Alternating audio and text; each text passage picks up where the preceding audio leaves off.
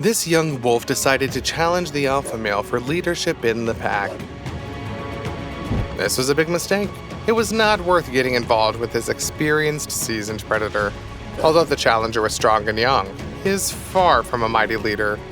And the leader of the pack shows this to the rebel with methodical cruelty when he drags him by the scruff of the neck, bites, and rams him. There were no fatal injuries or even serious wounds. The leader does not want to cause real harm to his kinsman. He's just demonstrating who's in charge right here. And we will show you today other cases when animals messed with their opponent in vain. When the buffalo disturbed an aggressive elephant, it made a fatal mistake. An enraged giant weighing about 5 tons pounced on the bull and rammed it like a locomotive. The ram crushed the ungulate, but the elephant did not stop. He fell on top of the buffalo, then easily and effortlessly lifted the half-ton opponent with his trunk. Of course, the bull is 10 times lighter, but it's still impressive, don't you agree? Then the elephant threw the opponent to the ground and began methodically and brutally trampling him into the dust. The bull's pretty pathetic, isn't it? One can only wonder how he provoked such behavior of usually peaceful elephants. Most likely, he threatened young individuals. For the sake of protecting the family, kind giants can turn into formidable monsters. A huge tiger came out of the thicket and saw a rival on its territory. Just to look at how impressively the mighty male comes out to fight, he decided to teach the enemy a lesson who is lying on the ground and does not seem particularly formidable. The stranger does not cause the larger tiger any fears. In vain, as soon as the mighty male approaches the young stranger, he literally explodes with energy and strikes the first blow, right to his face. A smaller tiger jumps up and immediately hits the owner of its territory in the face with its powerful clawed paws. The larger tiger did not expect such pressure, but was able to react with lightning speed and give an impressive rebuff to the insolent man. The fight is very dynamic.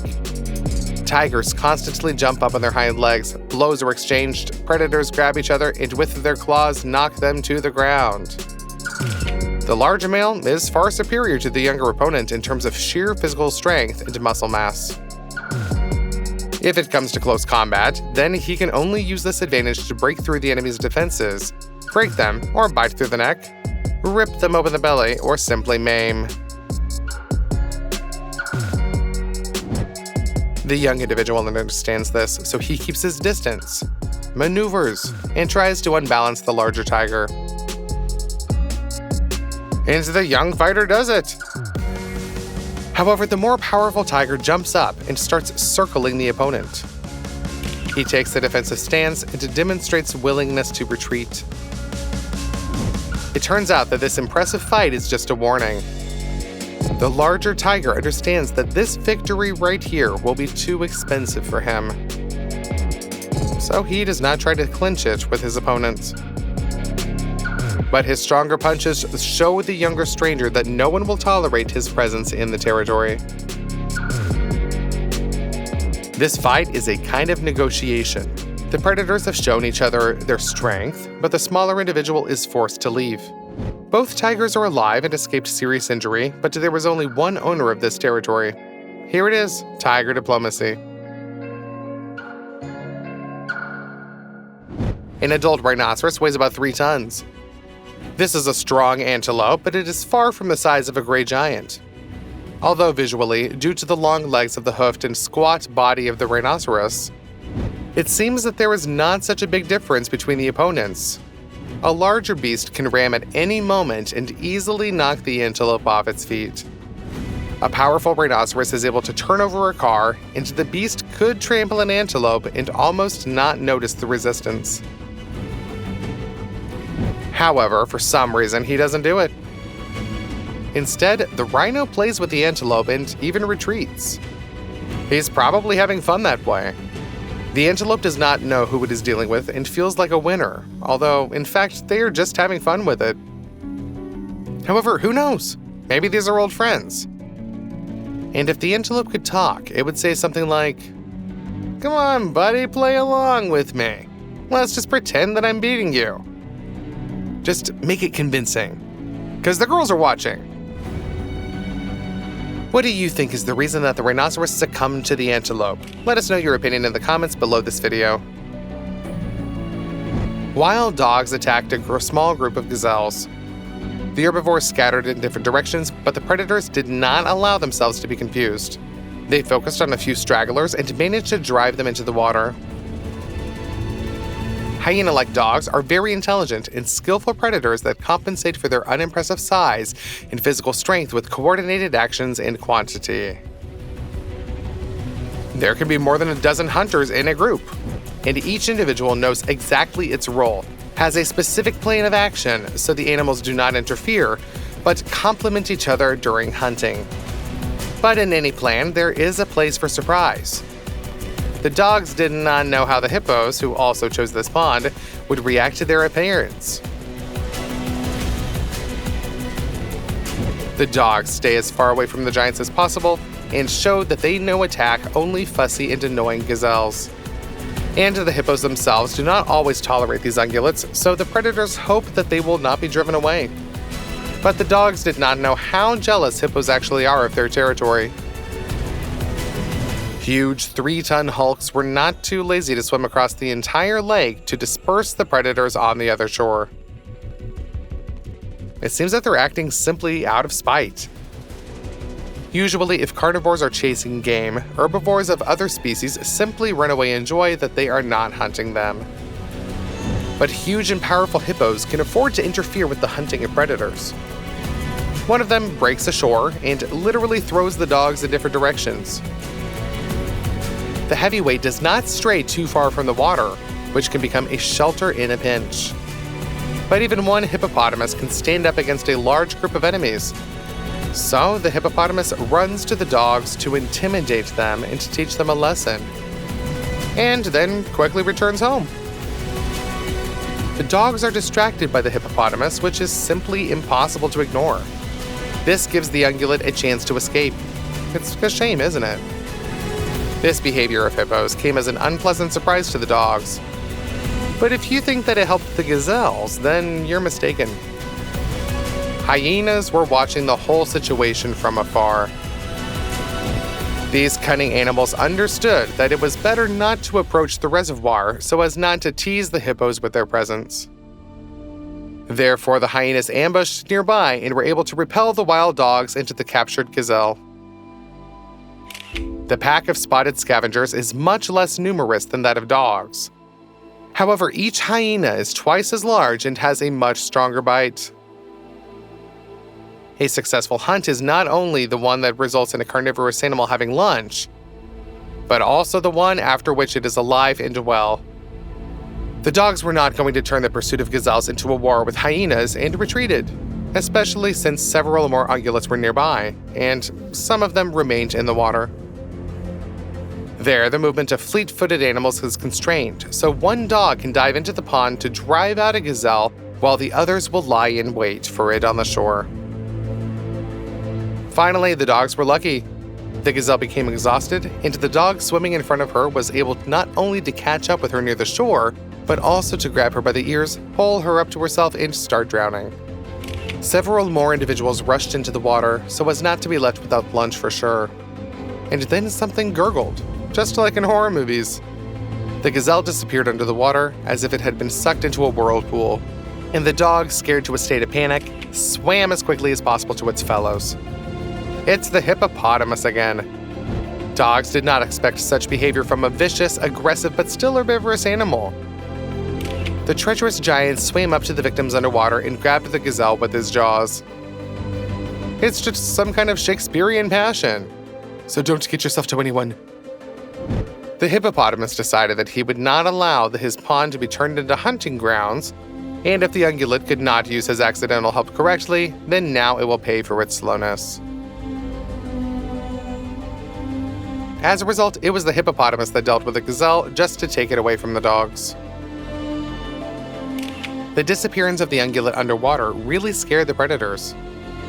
The lesson has been learned, and now they won't come anywhere near here. They didn't expect this. It's also a good thing that they themselves survived after such adventures. An adult cheetah may seem larger than a leopard, but this would be a deceptive impression. It's just that the runner has long legs that increase his height at the withers, whereas leopards are used to sneaking up. In fact, cheetahs are strong, but rather light animals that are close to German shepherds in mass. Because of this, solitary cheetahs prey on Thompson's gazelles and other small-hoofed sprinters. Such animals as aggressive and powerful zebras are often no longer available to them and is a target for catching. Zebras kick very painfully and can break a cheetah's paw with a well-aimed blow or even damage its spine. However, zebras underestimated these cats in vain. The predators, instead of acting alone, have united into a clan that resembles a small pride of lions. All of these cheetahs are relatives, brothers, sisters, and cousins. When they grew up, they did not separate, but stayed together to help each other and protect food.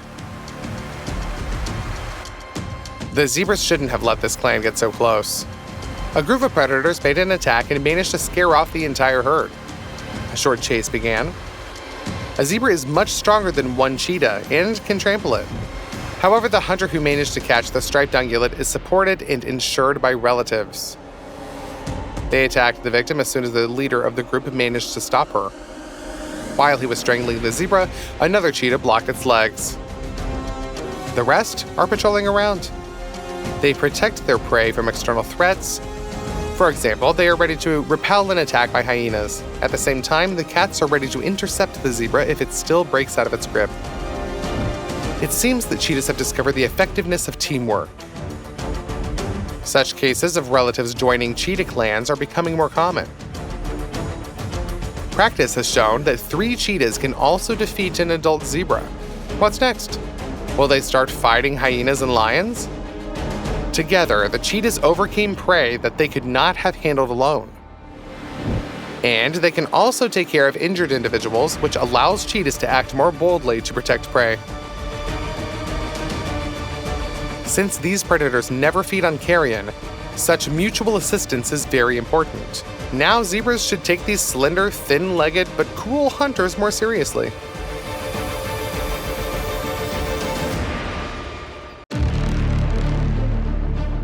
This rather frightening animal, with a unique shape of the head and jaw, may well be mistaken for a creature from hell.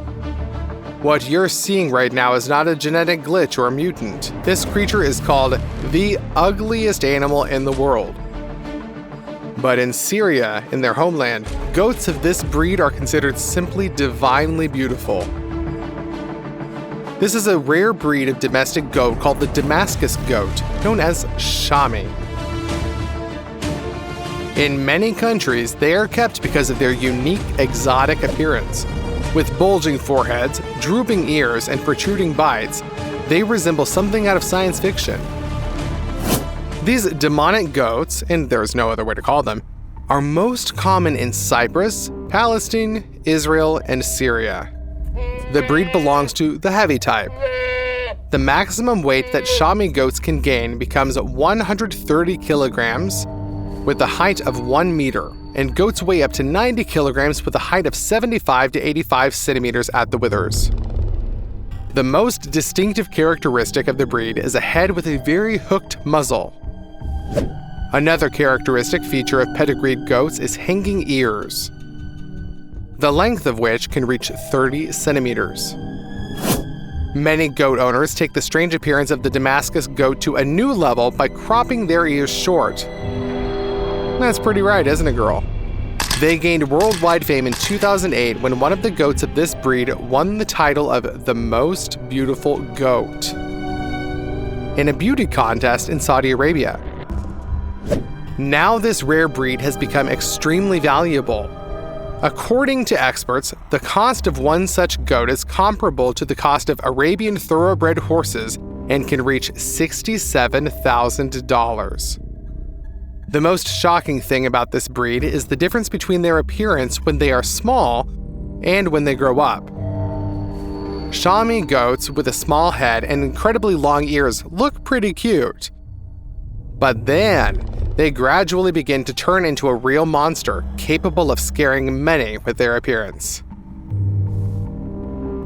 Would you like to meet such a cute goat? There are goats who love mountains and fresh air. They are very unpretentious and sometimes live in places where other animals simply cannot be found. And life in the mountains is very difficult. Only the smartest, cleverest, and of course, proud survive. The snow goat is a breed of goats living in the mountains. Goats live only in the Rocky Mountains of North America. They live very high. They can climb mountains to a height of about 3,000 meters. They lead a nomadic lifestyle, moving over bare rocks and patches of alpine lawns. Snow goats are real beauties. Their fur is white almost the whole year, and their hooves are black. Snow goats are very large. Their height at the withers is 90 to 105 centimeters. Weight is 85 to 135 kilograms. Because of the lush fur, they look even bigger. The goat's winter fur coat is such that it can withstand frosts up to -50 degrees Celsius. Snow goats have an incredible climbing ability. People for climbing have arms, legs, and a bunch of all sorts of devices, and goats have only legs. But the legs are not ordinary, but the best. Strong, slender, and very bouncy. Despite their impressive physique, they walk on completely steep cliffs with barely noticeable ledges and cornices. It seems completely incomprehensible how such large animals can stay there. They manage to put their hooves on the smallest stones and then climb onto ledges from which it is almost impossible to get off. They move slowly, lazily, and very rarely jump. At the same time, if the snow goat jumps, it is usually down, sometimes 6 to 7 meters, on a barely noticeable, often icy ledge. The hooves of a snow goat are a perfect device for climbing mountains. They are bifurcated and can move apart as needed, providing traction with the surface. They are soft in the center and very hard at the edges. That is why snow goats never slide on rocks, but seem to stick to them and can stay even on tiny ledges and climb steep slopes. These animals have plenty of enemies, but predators are extremely rare on their way, because they do not rise to such a height. But it happens when faced with an enemy. They fight off the enemy with their horns, thereby saving their lives. An angry goat can be a very dangerous component. The most terrible predator for them is a mountain lion that climbs rocks, just like snow goats. However, it must be said that the most dangerous creatures for animals are the human hunter and the human poacher. Do you agree? Share your opinion in the comments. Have you heard of goats fainting? As it turns out, goats are also known for how they faint, and they do this from strong fear or overexertion. In emergency situations, the goat falls into a complete stupor and falls on its back or sideways with its legs outstretched. Fainting goats are a type of ordinary domestic goats with a rare genetic disease, congenital myotonia. In stressful situations, animals develop complete muscular paralysis of the legs. Since it is impossible to stand in this state, they fall on their side or on their back. At the same time, the goats are fully conscious. As a rule, the condition is observed for a short time. When this happens, the goats usually freeze for about 10 seconds, but then get up and run about their business again. Isn't it interesting and funny to watch them run around and then suddenly faint? These pretty cute goats with big bulging eyes and a Roman profile are very popular. More and more often, they are brought up as a pet, especially small specimens, as they are smart, friendly, and funny. Currently, fainting goats in the United States are recognized as a rare breed of domestic animals and are under protection. A special kind of mountain goat lives in the alpine mountains, which are called ibex or ibex. Alpine ibex is an unsurpassed rock climber and mountaineer. And if it is clear why goats climb mountain slopes, then why do they stubbornly climb the slopes of dams? It's amazing to see goats not in the mountains, but on a dam. Impressive, right? Then let's put some likes. So why would mountain goats climb steep man-made walls? And then, what they desperately lack in the mountains? And they don't have enough salt. And for the goats' sake, they are ready to walk many kilometers or climb unimaginable steps. The goats climb up on their hooves, as if they are rubber, and literally stick to an almost vertical wall. And they do all this solely in order to lick some salt. And they can also arrange a fight on a sheer wall, fighting for the saltiest place. It is very surprising to see goats moving around where they seemed to be nothing to cling to. And all this is thanks to tenacious hooves, a very good sense of balance, and a vestibular apparatus. That's what they are, salt goats. Would you like to have such a goat as a pet? It is known that goats are unsurpassed climbers, and goats can jump higher than their height from a place. Try again. What, it's not working? Yes, it is very difficult, and climbing a tree for goats is not difficult at all. Moroccan goats are the most bouncy on the planet, and they graze not on the ground, but on trees. This happens not from a desire to show off, but because of the acute shortage of grass in those places. Goats, like movie stuntmen, stand on incredibly shaky branches and reach for their delicacy, the fleshy and juicy fruits of argan. Maybe it's a specially bred breed that can climb argan, you ask? No, Moroccan goats are, in fact, the most ordinary. This is not some kind of unique species endowed with acrobatic abilities. It's just that goats, forced to adapt to the harsh local realities, have found a new food base. By the way, the height of argan reaches 8 to 10 meters. So, Moroccan goats can be safely recorded in the most real climbers. There are amazing goats of the Welsh breed. Their front half of the body is black, and the back half is white. Welsh goats come from Switzerland and are considered one of the oldest breeds in Europe. Her origin is African. They immigrated from Africa to Switzerland to a place called Valais in the mountains, and so far they live only in the upper Val. Both goats and goats have horns. The horns are very powerful and long, on average in goats 30 to 50 centimeters, in goats 80 centimeters. It was a Welsh goat named Harlequin with the length of 1 meter 24 centimeters horns that got into the Guinness Book of World Records in 1991. They are unique not only in color, but also in a very thick coat. After all, it is primarily a rock where wind, snow, and rain are at a frequent occurrence. The coat is very coarse, thick, and everywhere except for the muzzle and legs, long, up to 40 to 50 centimeters. There is a distinctive feature in the forehead, which is a thick bang. They are not cut, but they are scratched 2 times a year. They are still kept in some zoos as exotic animals. Screw-horned goats, marhoors, live high in the mountains.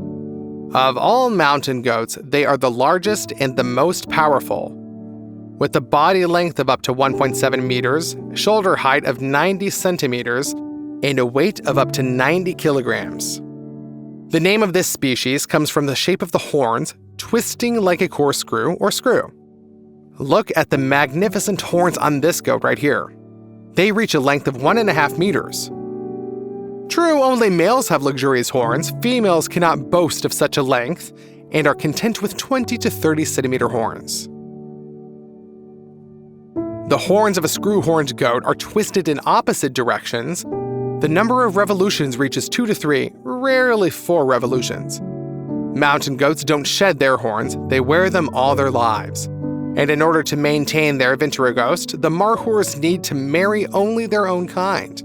The habitat of this animal is steep slopes of gorges, rocks, and cliffs at an altitude of 500 to 3,500 meters in the mountains of northwestern India, eastern Pakistan, and Afghanistan.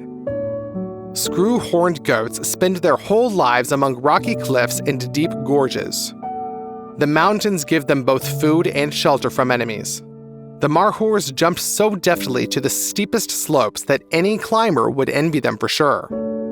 Moving away from danger, they can go down into the gorge, jumping along the steep walls from one side to the other, while relying only on the smallest ledges. Their legs are strong and their hooves are designed so that they do not slip on stones, so predators who decide to hunt Markhors will have to look for other prey. Screw-horned goats are peaceful animals, but in the spring, when the males arrange tournaments, there is no trace of this calmness. Seeing each other, the rivals immediately try to prove their superiority by butting and pushing.